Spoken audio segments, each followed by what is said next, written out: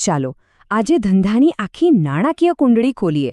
આપણે સમજવાના છીએ કે વર્ષના અંતે કોઈપણ કંપની પોતાની કામગીરીનો હિસાબ કેવી રીતે માંડે છે, અને આ સમજણ છે ને એ તો એકાઉન્ટિંગનો એકદમ મજબૂત પાયો છે. તો જુઓ, કોઈપણ ધંધાનો માલિક હોય એના મનમાં વર્ષના અંતે બસ આ બે જ સવાલ ઘૂમતા હોય છે. પહેલો કે ભાઈ આખા વર્ષની મહેનત પછી છેવટે મળ્યું શું, અને બીજો આપણો ધંધો ભવિષ્ય માટે કેટલો મજબૂત છે. આ બંને સવાલોના જવાબ વગર આગળ વધવું મુશ્કેલ છે, ખરું? અને મજાની વાત એ છે કે આ બંને સવાલોનો જવાબ એક જ જગ્યાએ છુપાયેલો છે, અને એ છે વાર્ષિક હિસાબો. આને કોઈ સામાન્ય કાગળિયા ના સમજતા, આ તો ધંધાનું આખું ફાઇનાન્શિયલ રિપોર્ટ કાર્ડ છે. આજે આપણે એને જ ઊંડાણપૂર્વક સમજવાના છીએ. તો આપણે આખી વાતને સ્ટેપ બાય સ્ટેપ સમજીશું. સૌથી પહેલાં તો એ બે મુખ્ય પ્રશ્નોને ફરી જોઈશું. પછી વાર્ષિક હિસાબોના જે 3 મુખ્ય આધારસ્તંભ છે, વ્યાપાર ખાતું, નફા નુકસાન ખાતું અને પાકું સરવૈયું, એક પછી એક એને સમજીશું. અને હા, છેલ્લે એક ગુપ્ત ચાવી છે, હવાલા, એનું રહસ્ય પણ ખોલીશું. તો ચાલો શરૂ કરીએ. સૌથી પહેલાં તો એ સમજવું જરૂરી છે કે વાર્ષિક હિસાબો ખાલી આંકડાઓની માયાજાળ નથી હોતી. એનો અસલી હેતુ તો એ છે કે ધંધો કેવું કામ કરી રહ્યો છે અને એની આર્થિક સ્થિતિ કેટલી મજબૂત છે, એનું એકદમ સાફ-સુથરું ચિત્ર આપણી સામે આવી જાય. ખાસ કરીને જ્યારે કોઈ વૈયક્તિક માલિકીની પેઢી હોય ત્યારે આ આખું નાણાકીય ચિત્ર 3 મુખ્ય પારા પર ઊભું હોય છે. આપણે એને 3 આધારસ્તંભ કહી શકીએ. પહેલું છે વ્યાપાર ખાતું, બીજું છે નફા નુકસાન ખાતું અને ત્રીજું છે પાક્કું સરવૈયું. ચાલો એક પછી એક આ ત્રણેયને બરાબર સમજી લઈએ. સારું, તો ચાલો આપણા પહેલા આધારસ્તંભ પર જઈએ, વેપાર ખાતું. આનું કામ એકદમ સીધું અને સિમ્પલ છે. એ ફક્ત એટલું જ માપે છે કે ધંધાનું જે મુખ્ય કામ છે, એટલે કે માલ ખરીદીને વેચવાનું, એમાંથી ખરેખર કેટલો ફાયદો થયો. જુઓ, વેપાર ખાતાનો હેતુ એકદમ ફોકસ્ડ છે. એ બીજા કોઈ ખર્ચાની ચિંતા નથી કરતું, જેમ કે ઓફિસનું ભાડું, સ્ટાફનો પગાર, લાઇટ બિલ. ના, એ બધું નહીં. એનો એક જ સવાલ છે, ફક્ત માલની લેવેચમાંથી કેટલો નફો થયો, બસ આટલું જ. હવે જરા આ સ્લાઇડ પર ધ્યાન આપો.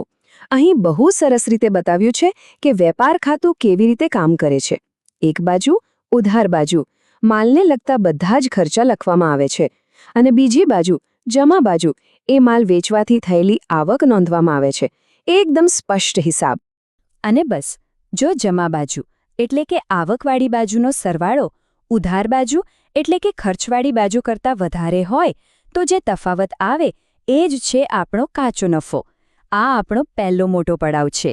અને યાદ રાખજો, આ જ કાચો નફો આપણા બીજા સ્ટેપ એટલે કે નફા નુકસાન ખાતાનો હીરો બનશે. ઓકે, તો કાચો નફો તો આપણી પાસે આવી ગયો, પણ અહીંયા વાત પૂરી નથી થતી. આ તો ખાલી ટ્રેલર હતું. આખું પિક્ચર તો હજી બાકી છે. ધંધાનો સાચો એટલે કે ચોખ્ખો નફો જાણવા માટે હવે આપણે આપણા બીજા આધારસ્તંભ નફા નુકસાન ખાતા તરફ જવું પડશે. આ આપણને આખી સ્ટોરી બતાવશે. તો આ નફા નુકસાન ખાતું શું કરે છે? એ ધંધાના એ બધા જ ખર્ચા અને આવકનો હિસાબ રાખે છે જે સીધા માલની ખરીદ વેચાણ સાથે જોડાયેલા નથી. એટલે કે ધંધો ચલાવવા માટે જે બીજા બધા ખર્ચા થાય છે ને, જેમ કે ઓફિસનું ભાડું, સ્ટાફનો પગાર, જાહેરાત પાછળનો ખર્ચ, આ બધું જ અહીંયા નોંધાય. અહીં એક બહુ જ રસપ્રદ વાત છે, એના પર ખાસ ધ્યાન આપજો. આપણે જે કાચો નફો વ્યાપાર ખાતામાં શોધ્યો હતો ને, એને અહીં ટ્રાન્સફર કરવામાં આવે છે જમા બાજુ પર. હવે એમાંથી બધા જ પરોક્ષ ખર્ચા બાદ થાય છે, અને પછી જે છેલ્લે બચે એ છે ધંધાનો અસલી ચોખ્ખો નફો. ચાલો હવે આપણે ફાઇનલ સ્ટેજ પર પહોંચી ગયા. આપણો ત્રીજો અને સૌથી મહત્વનો આધારસ્તંભ, પાક્કું સરવૈયું. એક વાત યાદ રાખજો, આ કોઈ ખાતું નથી, આ એક સ્ટેટમેન્ટ છે. એક એવું પત્રક જે વર્ષના છેલ્લા દિવસે ધંધાની આર્થિક હેલ્થનો એકદમ ક્લિયર કટ એક્સરે રિપોર્ટ આપી દે છે. આ બનાવવાનો મુખ્ય હેતુ શું છે? બસ એક જ નજરમાં ખબર પડી જાય કે ધંધા પાસે પોતાની માલિકીની વસ્તુઓ એટલે કે મિલકતો કેટલી છે અને એની સામે બજારમાં કોને કેટલા પૈસા ચૂકવવાના બાકી છે એટલે કે દેવા કેટલા છે. આ સ્લાઇડ આખા એકાઉન્ટિંગનો મૂળભૂત સિદ્ધાંત બહુ સરસ રીતે બતાવે છે. પાકા સરવૈયાની એક બાજુ છે મૂડી અને દેવા, એટલે કે ધંધામાં પૈસા ક્યાંથી આવ્યા એ, અને બીજી બાજુ છે મિલકતો, એટલે કે એ પૈસા ક્યાં વાપરવામાં આવ્યા એ. બસ આ બંને બાજુ હંમેશા સરખી જ થવી જોઈએ. અને આ જ છે એકાઉન્ટિંગનો ગોલ્ડન રૂલ. પાકા સરવૈયાની બંને બાજુનો ટોટલ હંમેશા મેચ થવો જ જોઈએ. જો એ સરખો આવી જાય તો સમજી લેવાનું કે આપણા હિસાબોમાં ગણતરીની કોઈ ભૂલ નથી. આ એક જાતનું કન્ફર્મેશન છે. પણ અહીં એક સવાલ થાય કે આ બધી માહિતી જે આપણે ભરીએ છીએ એ આવે છે ક્યાંથી? તો જુઓ, એનો મુખ્ય સ્ત્રોત છે કાચું સરવૈયો. પણ એમાં બધી માહિતી નથી હોતી. સાચું અને સંપૂર્ણ ચિત્ર મેળવવા માટે આપણને એક સિક્રેટ કીની જરૂર પડે છે, અને એ કી એટલે હવાલા. હવે આ ફરક સમજવો ખૂબ જ જરૂરી છે. કાચા સરવૈયામાંથી તમે કોઈ પણ વિગત ઉઠાવો, એની એન્ટ્રી વાર્ષિક હિસાબોમાં ખાલી એક જ જગ્યાએ થશે. પણ હવાલાની કોઈ પણ વિગત હોય એની ઓછામાં ઓછી 2 જગ્યાએ અસર આપવી જ પડે. એક ઉધાર તો બીજી જમા. બસ આ આંકડો મગજમાં ફિટ કરી લો. 2. દરેક હવાલાની મિનિમમ 2 અસર થાય જ. કેમ? કારણ કે આમ કરવાથી જ હિસાબોનું જે બેલેન્સ છે એ જળવાઈ રહે છે. એક જગ્યાએ અસર આપો તો સરવૈયું ક્યારેય મેચ ના થાય. ચાલો આ ડબલ ઇફેક્ટના કોન્સેપ્ટને એક સિમ્પલ ઉદાહરણથી સમજીએ. સૌથી કોમન હવાલો છે આખર સ્ટોક.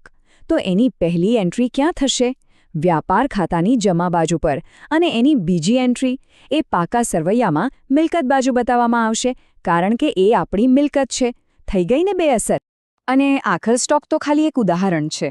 એના જેવા બીજા ઘણા બધા હવાલા હોય છે, જેમ કે કોઈ ખર્ચ ચૂકવવાનો બાકી હોય, અથવા તો કોઈ ખર્ચ એડવાન્સમાં ચૂકવી દીધો હોય, કે પછી આપણી મિલકતોની કિંમતમાં જે ઘટાડો થાય એટલે કે ઘસારો. આ બધાની પણ 2 અસર આપવી પડે છે. અને આ બધી વાત આપણને એક અંતિમ અને બહુ જ મહત્વના સવાલ પર લાવીને ઊભી રાખે છે.